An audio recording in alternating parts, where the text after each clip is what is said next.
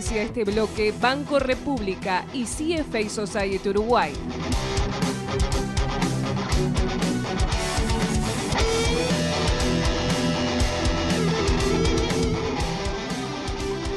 Bueno, muy bien, seguimos en ADN, además de noticias, estamos ahora en la columna de educación financiera de la economista Bárbara Mainzer. Bárbara, ¿cómo estás? Gabriel, buenas noches. Bueno, el virus nos sigue manteniendo en la distancia, pero ya te vamos a tener por acá. Siempre... Ojalá pronto. Sí, ojalá pronto. Siempre repetís que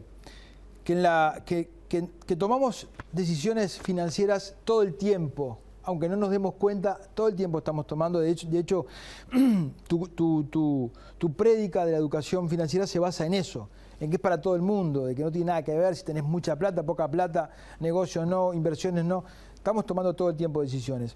Y posiblemente si hubiéramos estado mejor educados, a mucha gente le hubiera ido un poco mejor en esta crisis. No digo que nadie se salva, pero si vos estás educado, sabés por dónde transitar, te puede ir mejor.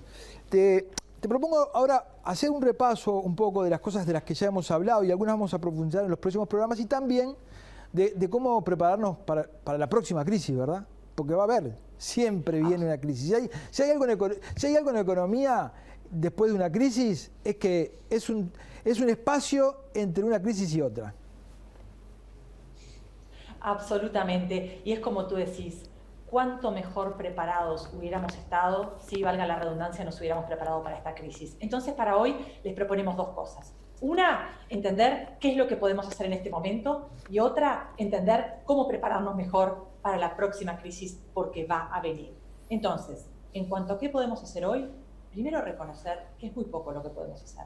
Por eso el gobierno ha puesto a disposición tantas medidas.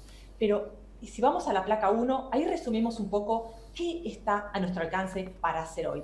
Y primero que nada, armar un presupuesto. ¿Y qué es esto?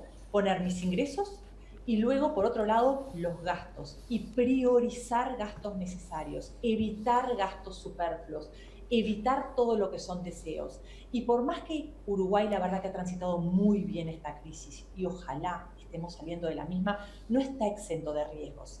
Puede haber otra ola de contagios y la verdad es que todavía no hemos salido, así que ser prudentes, porque cuando hay incertidumbre, la prudencia llama.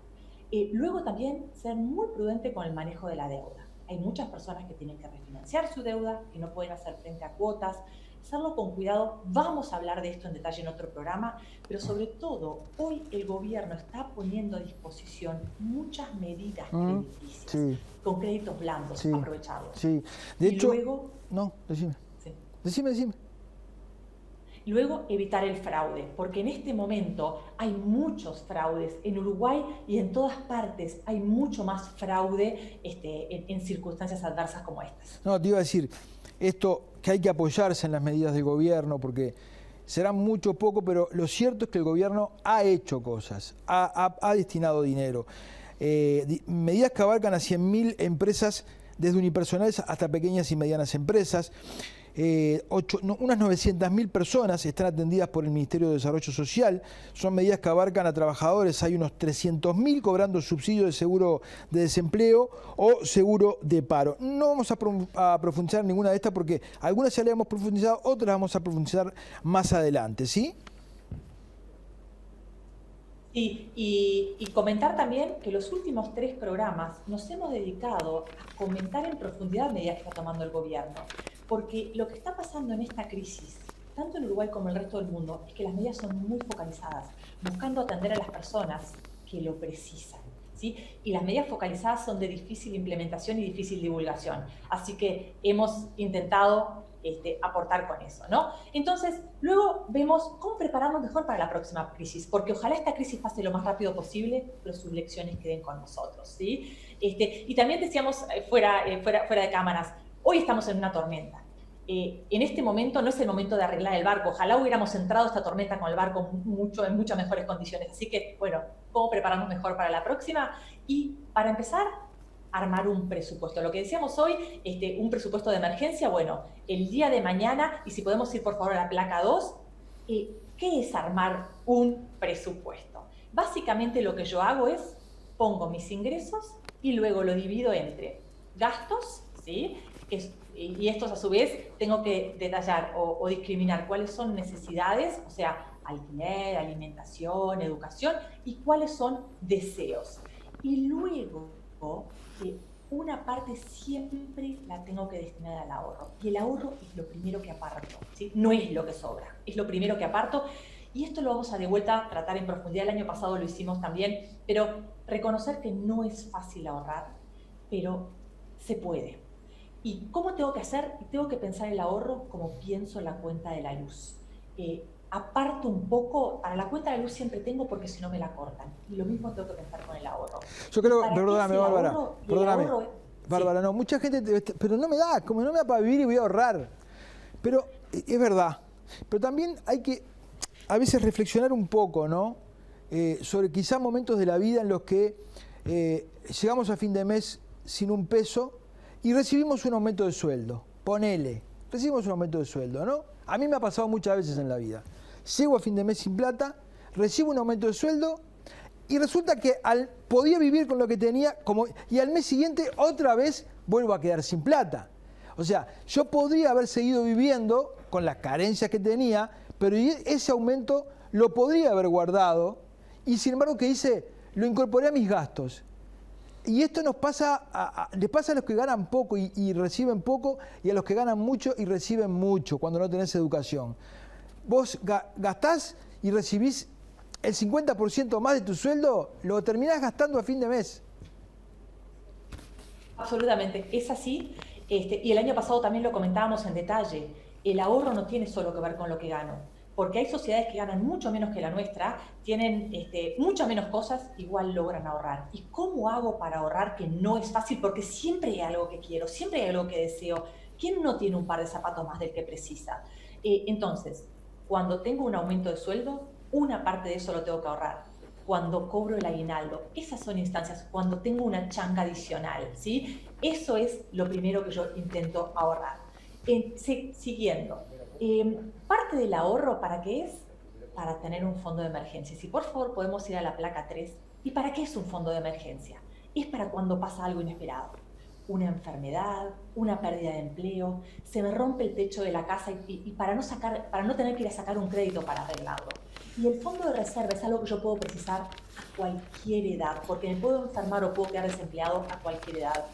Y hoy, cuánto mejor preparado estaría si tuviera ese pequeño fondito para hacer frente a esta época tan dura, ¿no? Y con un fondo de reserva yo compro tranquilidad para mi familia. ¿Y cuánto tiene que tener el fondo de reserva?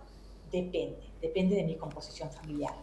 Si yo soy la única en mi casa que gana un ingreso y tengo a toda la familia a cargo mío, y bueno, yo voy a tener que tener un fondo de reserva un poquito más grande que si fuéramos un matrimonio que los dos trabajamos, ganamos dinero y trabajamos en sectores diferentes. O sea, el monto del fondo de reserva depende de mi composición familiar. ¿Y cómo se mide? Se mide en meses de vida, en erogaciones necesarias, ¿sí? Entonces, un número mágico es tener, ojalá, 6 meses de vida cubiertos.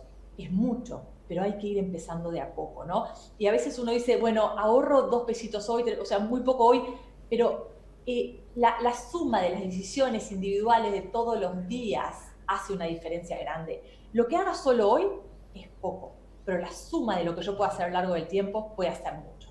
Luego, muy rápido, deuda y crédito, cómo tomar deuda en forma prudente, para qué tomar deuda. O sea, yo me endeudo para comprarme una casa, pero de golpe tratar de no endeudarme para comprarme el par de zapatos número 15. Evitar fraudes, todas estas cosas las vamos a tratar en detalle más adelante en el programa. Luego, invierte en ti. ¿Y qué es esto? Invertir en educación, porque las personas más educadas ganan más dinero, tienen trabajos de mejor calidad, se mantienen empleados. En general vemos que los desempleados, hay una correlación muy alta entre menor nivel educativo y mayor desempleo. Invertir en mí tiene que ver también con invertir en salud, en bienestar y por último, invierte para ti. O sea, ahorrar e invertir para cumplir mis objetivos financieros. Bárbara, muchas gracias, nos vemos la semana que viene, ¿sí? Y antes de decir... Gracias a ti, Gabriel. Buenas noches. Antes de decir, esta habla de plata y yo no tengo un mango, yo viví febrero, marzo, abril, mayo, junio, julio, agosto, septiembre, octubre, noviembre, con la guita que tenés. Llega diciembre, cobrás el aguinaldo, que es una plata que vino de arriba, ¿y qué haces? Preparás la Navidad como si fuera la última cena. Comé milanesa. ¿Y está mal? ¿Y por qué no comes unos tallarines? Y bueno, a la gente le gusta festejar la Navidad. Y bueno, pero eso no digas que no puedes ahorrar, no es mentira que no puedes ahorrar. Bueno, es otra forma, ahorra en cariño y en buenos recuerdos, que también es una forma de ahorrar, ¿no? Sí, pero en vivencia. Después cuando tenés que pagar algo con cariño no lo pagas. Tengo dos temas que me preocupan para el futuro. Yo tengo tantos. Si hablamos de la salud, hablamos con Rafael Rada y nos planteó un poco el panorama del coronavirus y el futuro. Sí. Y empezó el cronograma de reintegro de la educación el lunes pasado y cada 15 días se van a ir reintegrando. ¿A qué educación se van a reintegrar? ¿Con qué educación? Ese es un tema. Y lo otro es lo que hablábamos en el primer bloque, la seguridad, los homicidios, los robos. No sé por qué lado ir. Seguridad y educación. Uno de los dos vamos a encarar. Ahora, ¿vos viste la encuesta de interés de la gente? La seguridad pasó al 4º lugar. Y la educación está en el último lugar con un 4%. 4% nos interesa la educación. Pero hablamos de ahorrar, eso es una forma de ahorrar en la sociedad, ¿no? Formar... Una encuesta de cifra, perdón, sí, tiene razón Natalia Gemelli, nuestra productora, que está siempre atenta, es impresionante. Es una forma de ahorrar la educación, invertir en educación, ¿no? Claro, y de obtener hoy... Más defensas. Más defensas, porque tenés un trabajo de mejor calidad. Nos vamos, me dice, y manda ella. Nos vamos. Gracias, nos vamos. Nos vamos, gracias por haber estado ahí. Los esperamos la semana que viene.